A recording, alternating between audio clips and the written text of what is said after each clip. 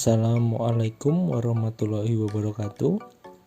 Salam sejahtera bagi kita semua. Kali ini kita akan membahas pelajaran mengenai prinsip-prinsip klasifikasi makhluk hidup.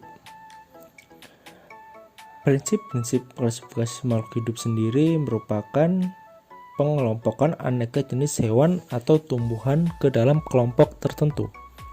Klasifikasi modern berakar pada sistem Corallus Linnaeus yang mengelompokkan spesies menurut kesamaan sifat fisik yang dimiliki. Ilmu yang mempelajari prinsip dan cara klasifikasi makhluk hidup disebut taksonomi.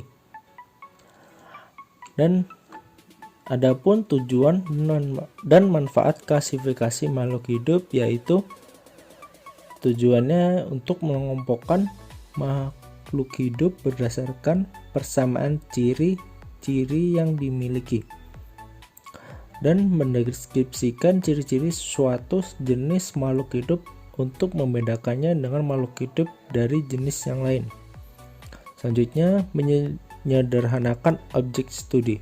Penyederhanaan objek studi sangat membantu dalam mengenali atau mempelajari makhluk hidup yang begitu banyak dan beraneka ragam sifat serta ciri-cirinya.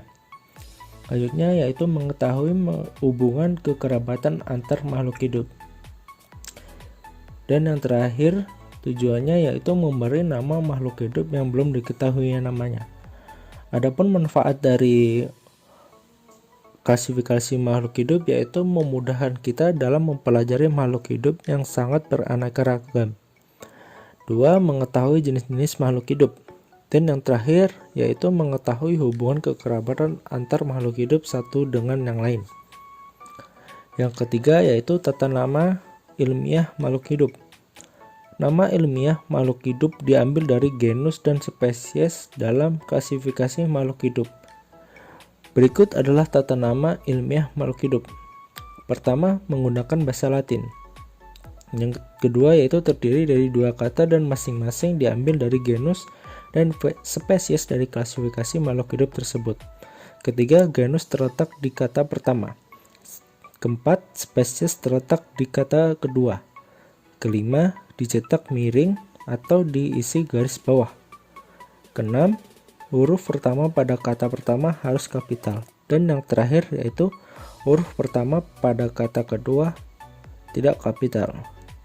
Contoh adalah Oryza sativa, yaitu nama ilmiah tanaman padi. Oryza menunjukkan genus dan sativa merupakan penunjuk spesies tanaman tersebut. Yang keempat yaitu dasar klasifikasi makhluk hidup. Masing-masing makhluk hidup memiliki ciri-ciri yang membedakan dengan makhluk hidup lain. Tetapi ada beberapa makhluk hidup yang memiliki satu atau lebih persamaan. Jadi dasar untuk mengelompokkan makhluk hidup adalah sebagai berikut. Pertama, berdasarkan persamaan. Dengan mengamati ciri-cirinya, maka kita dapat memasukkan bahwa ayam dan elang adalah golongan hewan, yaitu jenis aves atau burung karena memiliki bulu, sayap, dan paruh. Selanjutnya yang kedua yaitu berdasarkan perbedaan. Apabila kita mengamati perbedaan ciri yang dimiliki ayam dan elang berdasarkan jenis makanannya, maka ayam termasuk herbivora dan sedangkan elang termasuk golongan karnivora, yaitu pemakan daging. Ketiga yaitu berdasarkan ciri morfologi dan anatomi. Apabila hendak menggolongkan beberapa tumbuhan, maka yang dapat diamati adalah bentuk pohon, bentuk daun, bentuk bunga, warna bunga, dan lain-lain. Ciri-ciri inilah yang dinamakan ciri morfologi. Apabila kita mengamati dari ada tidaknya sel trakea, kambium, dan ada tidaknya berkas pengangkut, ada tidaknya sel kambium. Ciri-ciri ini dinamakan ciri anatomi. Selanjutnya itu berdasarkan ciri biokimia. Berdasarkan ciri biokimia dapat menggunakan jenis-jenis enzim, jenis-jenis protein, dan jenis-jenis DNA. Hal tersebut dapat menentukan hubungan kekerabatan antara makhluk hidup satu dengan lainnya. Dan yang terakhir yaitu berdasarkan manfaat. Tujuan pengelompokan ini adalah untuk memudahkan kita memanfaatkan suatu makhluk hidup. Selanjutnya yaitu tahapan klasifikasi makhluk hidup. Tahapan dalam klasifikasi makhluk hidup yang dilakukan oleh Linnaeus adalah sebagai berikut. Pertama yaitu pengidentifikasi, yaitu proses mengidentifikasi atau mendeskripsikan ciri-ciri makhluk hidup yang akan diklasifikasikan. Kedua yaitu pengelompokan, yaitu mengelompokkan makhluk hidup berdasarkan ciri-ciri yang dimilikinya. Makhluk hidup yang mempunyai ciri-ciri yang sama dikelompokkan dalam satu kelompok yang sama, yang disebut dengan takson. Yang ketiga yaitu pemberian nama takson. Makhluk hidup yang telah dikelompokkan tadinya selanjutnya diberi nama untuk mempermudah kita mengenal ciri-ciri suatu kelompok makhluk hidup tertentu. Selanjutnya yaitu macam-macam klasifikasi makhluk hidup. Sistem klasifikasi dapat digolongkan menjadi 3 golongan, yaitu sistem alami, sistem buatan, dan sistem filogenik. Pada klasifikasi sistem alami, yaitu kita sudah mengetahui bahwa klasifikasi pada dasarnya berpijak dari adanya persamaan. Hal ini dapat diketahui dengan mengamati makhluk hidup secara morfologi. Misalnya kita mengamati binatang, kucing, anjing, sapi, kuda, dan harimau. Jika kita lihat secara alami, dapat kita ketahui bahwa kelima binatang ini mempunyai 4 kaki, sehingga membentuk suatu kelompok seperti yang dikehendaki alam, yaitu kelompok binatang yang berkaki 4. Dengan demikian, dapat diketahui bahwa klasifikasi sistem alami merupakan terbentuknya suatu kelompok-kelompok makhluk hidup secara alami. Adapun tokoh klasifikasi sistem alami adalah Aristoteles, seorang kebangsawanan Yunani pada tahun 350 sebelum Masehi. Beliau membagi makhluk hidup menjadi 2 dunia atau kingdom, yaitu hewan dan tumbuhan. Dunia hewan ini dibagi menjadi beberapa kelompok berdasarkan habitat dan perilakunya, sedangkan tumbuhan dikelompokkan berdasarkan ukuran dan strukturnya. Selanjutnya yaitu klasifikasi sistem buatan. Klasifikasi sistem buatan merupakan klasifikasi yang menggunakan 1 atau 2 ciri pada makhluk hidup. Pada sistem buatan tersebut disusun dengan memakai ciri atau sifat yang sesuai dengan kehendak manusia. Contoh klasifikasi buatan adalah klasifikasi tumbuhan dapat menggunakan dasar habitat tempat hidup, habitus, atau berdasarkan perawakan berupa pohon, perdu, semak, ternak, dan memanjat. Sistem artefak atau sistem buatan ini dipopulerkan oleh Aristoteles juga. Ia membagi makhluk hidup menjadi 2 kelompok, yakni tumbuhan dan hewan. Ia juga membagi tumbuhan menjadi kelompok pohon, perdu, semak, dan ternak, serta memanjat. Klasifikasi ini pertama kali diperkenalkan oleh Carl von Linné tahun 1707 sampai 1778 yang dikenal dengan nama Carolus Linnaeus, seorang ahli botani berkebangsaan Swedia. Beliau dinobatkan sebagai bapak taksonomi. Selanjutnya yaitu klasifikasi sistem filogenik. Pada sistem tersebut disusun berdasarkan jauh dekatnya kekerabatan antara takson yang satu dengan yang lain. Selain itu juga mencerminkan persamaan dan perbedaan sifat morfologi dan anatomi maupun fisiologinya. Sistem filogenik juga menjelaskan mengapa makhluk hidup semuanya memiliki kesamaan molekul dan biokimia, tetapi berbeda-beda dalam bentuk, susunan, dan fungsinya setiap makhluk hidup. Sistem filogenetik pertama kali dikenalkan oleh Charles Darwin pada 1859. Darwin berpendapat terdapat hubungan antara klasifikasi dengan evolusi. Selanjutnya yaitu tingkatan klasifikasi makhluk hidup. Untuk memudahkan dalam pengelompokan makhluk hidup yang sangat banyak ragamnya, maka disusunlah suatu aturan pengelompokan. Pengelompokan dilakukan pada tingkatan tinggi sampai ke tingkatan rendah seperti berikut ini. Yang pertama yaitu ada kingdom atau kerajaan. Tingkatan takson ini merupakan tingkatan tertinggi untuk makhluk hidup. Semua hewan dimasukkan dalam kingdom Animalia dan semua tumbuhan dimasukkan dalam kingdom Plantae. Yang kedua yaitu phylum atau divisio, yaitu keluarga besar.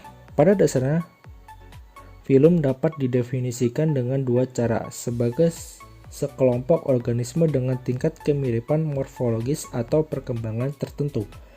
Definisi fenotik atau sekelompok organisme dengan tingkat keterkaitan evolusioner tertentu atau definisi filogenetik.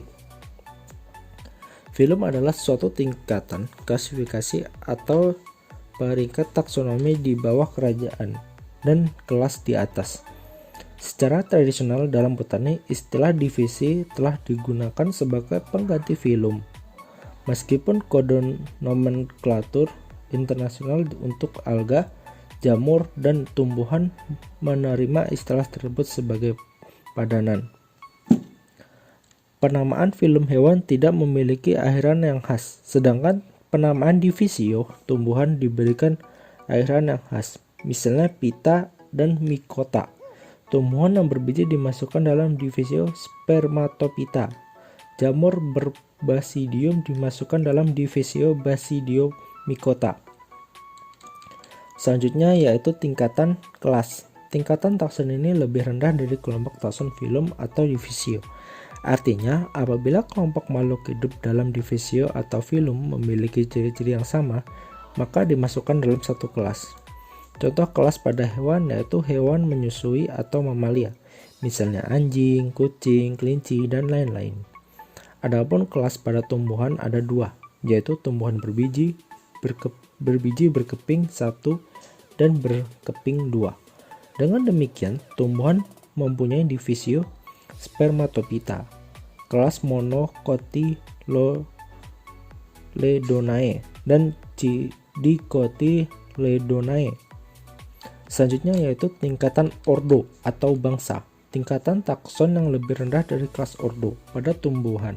Nama ordo pada umumnya diakhiri ales, sedangkan pada hewan tidak memiliki akhiran. Contoh dari hewan mempunyai ordo Carnivora atau bangsa pemakan daging. Omnivora, bangsa pemakan tumbuh-tumbuhan. Adapun pada tumbuhan, contohnya kelas Dicotyledonae mempunyai ordo Graminales atau bangsa rumput-rumputan. Rosales atau bangsa mawar-mawaran. Selanjutnya yaitu tingkatan famili atau suku. Famili merupakan tingkatan takson di bawah ordo. Pada tingkatan famili ini terdapat suatu kelompok yang berkerabat dekat dan memiliki banyak persamaan ciri.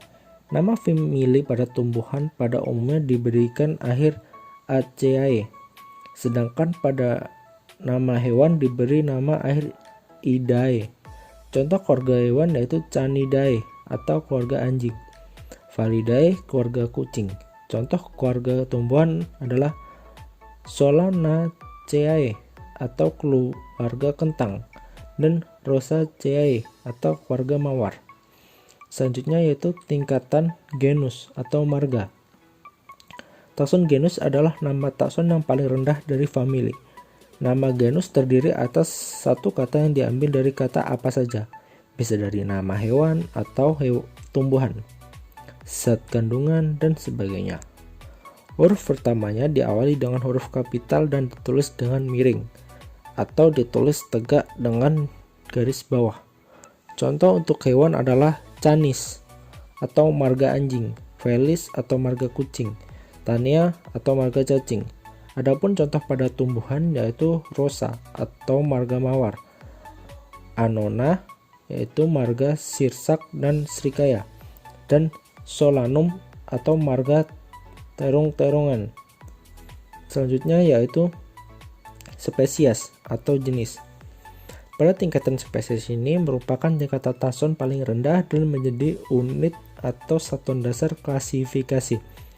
Spesies adalah kelompok makhluk hidup yang dapat melakukan perkawinan antar sesamanya dan akan menghasilkan keturunan yang subur atau fertil. Penulisan kata spesies sama seperti penulisan dalam genus. Hanya pada spesies terdiri atas dua kata, yaitu kata yang berada di depan merupakan nama marga atau genus, sedangkan kata yang kedua menunjukkan jenisnya. Untuk kata yang kedua, huruf awalnya tidak perlu menggunakan huruf kapital. Contohnya Canis familiaris atau anjing, Tanea solium atau cacipita, Rosa gallica atau mawar, Carica papaya atau papaya, Orisa sativa atau padi. Mungkin itu saja yang bisa saya sampaikan. Apabila ada kekurangan saya mohon maaf. Terima kasih telah mengikuti pelajaran kali ini. Wassalamualaikum warahmatullahi wabarakatuh.